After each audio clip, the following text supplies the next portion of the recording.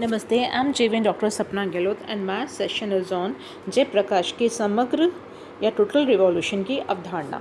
जयप्रकाश नारायण के संपूर्ण चिंतन की एक आधारभूत विशेषता सामाजिक, राजनीतिक एवं आर्थिक क्षेत्र में व्याप्त अन्याय एवं शोषण का विरोध करना और एक ऐसी नैतिक एवं आदर्श व्यवस्था की स्थापना की कामना है जो व्यक्ति एवं समाज दोनों के हित में हो। इस विषय में इन्होंने अपना संपूर्ण चिंतन का जो सार दिया है वो पूरा समग्र क्रांति की अवधारणा के रूप में प्रस्तुत किया है। जयप्रकाश ने सर्वप्रथम समग्र क्रांति यानी टोटल रिवॉल्यूशन शब्द का प्रयोग बिहार के छात्र आंदोलन के प्रसंग में 5 जून 1974 को किया, यानी 1974 में। उन्होंने जिस क्रांति का आह्वान किया था उसे अपने लक्षणों एवं विशेषताओं के आधार पर समग्र एवं संपूर्ण बताया। ये क्रांति समग्र इस अर्थ में कि इसका उद्देश्य व्यक्ति एवं समाज के सामाजिक, राजनीतिक, आर्थिक, सांस्कृतिक आदि समस्त क्षेत्रों में भावात्मक परिवर्तन लाना है। वास्तविकता ये है कि कोई क्रांति तभी समग्र मानी जा सकती है जब वह व्यक्ति तथा समाज तथा दोनों ही क्षेत्रों में सकारात्मक एवं आधारभूत परिवर्तन को अपने लक्ष्य घोषित करे। इसके साथ ही ऐसी क्रांति तभी सफल हो सकती है जब किसी वर्ग विशेष द्वारा नहीं अपितु संपूर्ण लोकशिक द्वारा आयोजित हो और साध्य के साथ ही साधन की पवित्रता को भी स्वीकारती हो। जयप्रकाश द्वारा समर्थित क्रांति उपयुक्त अर्थ में समग्र एवं संपूर्ण है। अन्य क्रांतियों की तरह समग्र क्रांति के नकारात्मक एवं सकारात्मक दोनों पक्ष हैं। जयप्रकाश ने समग्र क्रांति के सकारात्मक उद्देश्य को के रूप में प्रकट किया। ये एक ऐसा लोकतांत्रिक समाज होगा जिसमें प्रत्येक नागरिक श्रमिक होगा और जब भी स्त्री पुरुषों में समानता स्थापित होगी, सभी को समान अवसर प्राप्त होंगे। व्यक्तियों की आमदनी में इतनी अधिक असमानता नहीं होगी कि उनके बीच वर्ग भेद पैदा हो जाए। संपूर्ण संपत्ति पर समाज का स्वामित्व होगा। विकास नियोजित एवं योजनाबद्ध तरीके से होगा। श्रम करना आनंदकारी होगा तथा आर्थिक दृष्टि से जीवन समृद्ध, आत्मनिर्भर एवं सुंदर होगा। समग्र क्रांति के विभिन्न आयाम हैं। जयप्रकाश ने समग्र क्रांति के अगर इनके 7 पहलुओं या आयामों का उल्लेख किया हो तो जैसे नैतिक व आध्यात्मिक क्षेत्र में क्रांति, बौद्धिक क्षेत्र में क्रांति, सांस्कृतिक क्षेत्र में क्रांति, शिक्षा के क्षेत्र में क्रांति, सामाजिक क्षेत्र में क्रांति, राजनीतिक क्षेत्र में क्रांति और आर्थिक क्षेत्र में क्रांति। जयप्रकाश ने नैतिक व आध्यात्मिक, बौद्धिक व सांस्कृतिक व शिक्षा के क्षेत्र में जिस क्रांति का उल्लेख किया है वह एक अमूर्त एवं मानसिक वातावरण से संबंधित है जिसमें समग्र जानती का प्रारंभ, स्थापना व सफलता संभव है। वस्तुतः समग्र क्रांति के 4 आयाम उसके सामाजिक, राजनीतिक व आर्थिक आयामों को ठोस आधार प्रदान करते हैं।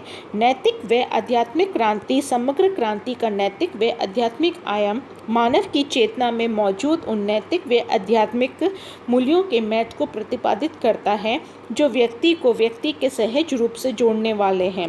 क्रांति का ये आयाम सार्वभौम मानव धर्म से संबंधित है। समग्र क्रांति का ये आयाम मानव चेतन में निहित इस नैतिक एवं आध्यात्मिक प्रवृत्ति को सक्रिय बनना चाहता है। बौद्धिक क्रांति का जन्म संभव है जो भौतिक एवं लौकिक तर्कों के आधार पर व्यक्ति के हितों में स्थापित करेगी।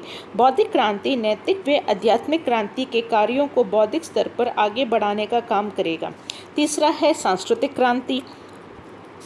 एक ऐसी संस्कृति होगी जो जन समूह में उदारता, सहयोग, सहिष्णुता, त्याग, अहिंसा, करुणा, सत्य आदि के गुणों पर आधारित जीवन दृष्टि का विकास करने में समर्थ होगा। उनका मत था कि ऐसा मानवतावादी दृष्टिकोण भारत की मूल संस्कृति का अभिन्न अंग है जो सदियों में ये भारत की विशिष्ट पहचान रही है।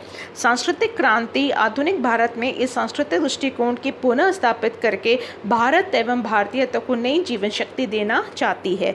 द नेक्स्ट इज अ शैक्षणिक क्रांति, यानी शैक्षणिक क्रांति का उद्देश्य उस समुदाय को नैतिक, आध्यात्मिक, बौद्धिक व सांस्कृतिक गुणों में दीक्षित एवं सांस्कृतिक करना है। ये उल्लेखनीय है कि शैक्षणिक क्रांति केवल शिक्षा संस्थाओं एवं शिक्षा प्रणाली से संबंधित नहीं है, अपितु मूल रूप से शैक्षणिक क्रांति समग्र क्रांति के पक्ष में जन जागृति का शैक्षणिक आंदोलन भी है।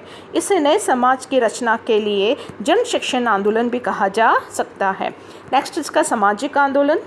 समग्र क्रांति आप जिसे कहते हैं, समग्र क्रांति का एक अंग के रूप में एक सामाजिक क्रांति का संबंध समाज में मौजूद उन संस्थाओं, परंपराओं एवं मान्यताओं का अंत करना है जो अपनी प्रकृति से अनैतिक व अमानवीय है।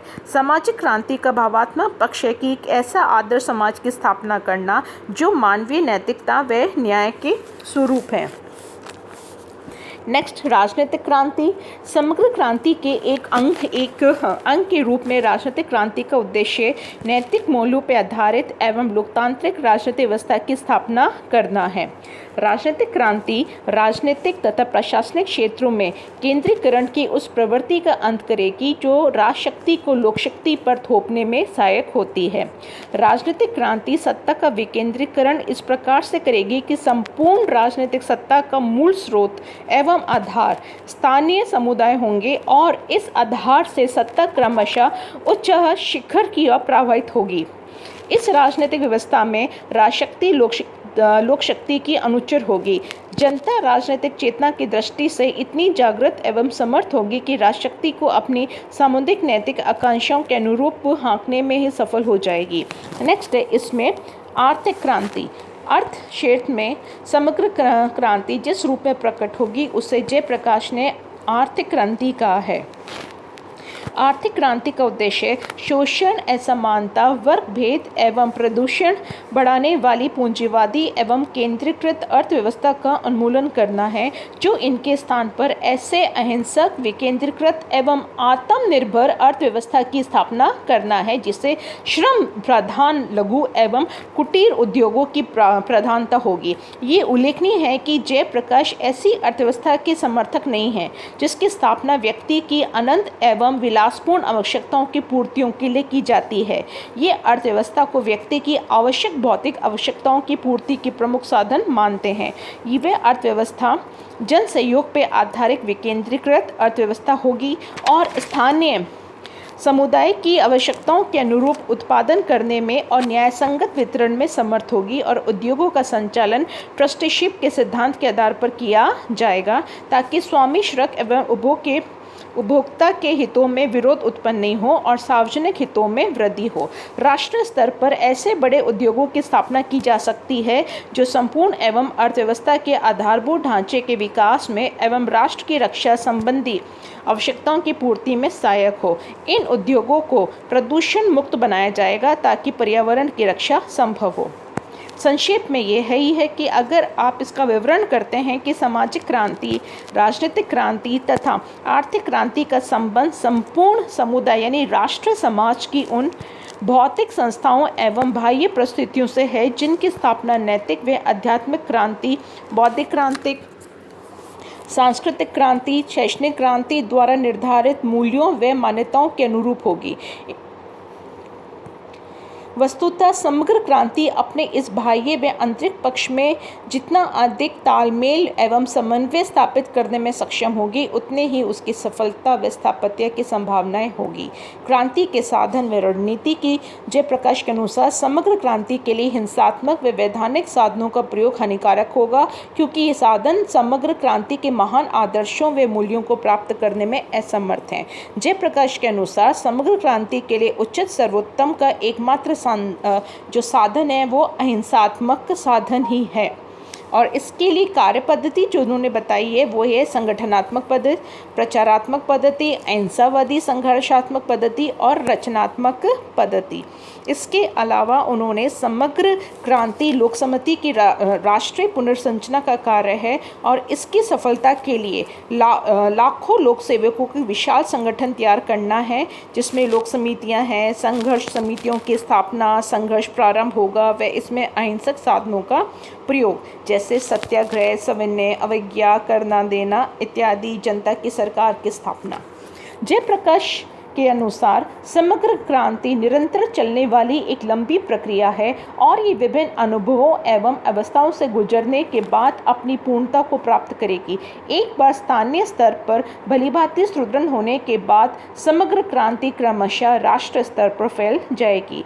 ये अवस्था शोषण, अन्याय एवं वर्ग भेद से मुक्त होगी और समाज का संचालन अहिंसात्मक लोक शक्ति द्वारा किया जाएगा और व्यक्तियों के बीच स्वतंत्रता, समानता एवं बंधुत्व संबंधी सहज से उत्पन्न होंगे। इस रूप में आप ये कह सकते हैं कि जयप्रकाश की जो समग्र क्रांति है उन महान सामाजिक साध्यों को स्वीकारते हैं जो सामाजिक चिंतन एवं गांधीवादी चिंतन का सार है और ये ऐसे पवित्र साधनों का भी समर्थन करती है जो गांधीवादी चिंतन द्वारा मान्य हैं।